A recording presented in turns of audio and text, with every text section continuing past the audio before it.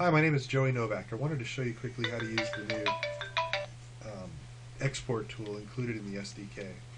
The way you do this is first you need to install the SDK somewhere. It'll run on any Apache server that runs PHP 5. I have a local machine, a local server set up with this virtual host, and I've installed the SDK there. To install it, all you have to do is extract it and you're good to go. The next thing you're going to do is navigate to this index.html page and click on this set app info for tests. And once you click that, it's going to take you to a page that looks like this, where you put in your app host name. The app port will always be 443, and then you paste your app key here. Once you click submit query, it's going to show you this connectivity test results.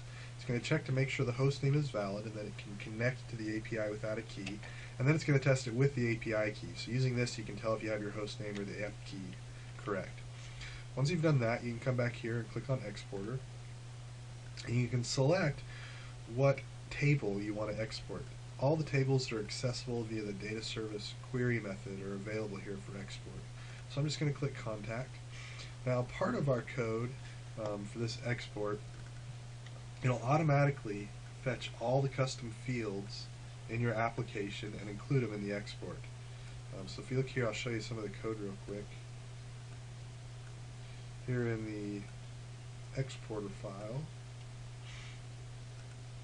right up here, we do this quick thing with our objects, and we say, hey, does this object have a custom field form ID? And that's the fields are grouped, the custom fields are grouped in the database or through the API via a form ID. And there's each table or object that has custom fields has a different form ID. So if the table has a custom has custom fields, then we're going to use this method to go get all the custom fields, and then we just use this add custom fields method to add all those custom fields to the object.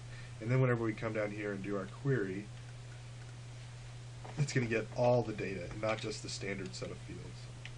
That's really it. Real quick, let's go ahead and open up that export now that it's done. I'm just going to open it up here with OpenOffice. So everything looks good.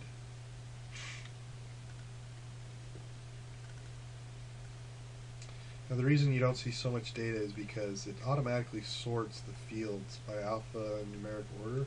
So you'll see it starts with the address fields and how many people have data in address too. So we'll scroll over and you've got date created, email, all the usual things you need. So anyways, that's it. If you have any questions, feel free to email me or post a comment on the code page. And I hope you find this useful. Thanks. Bye.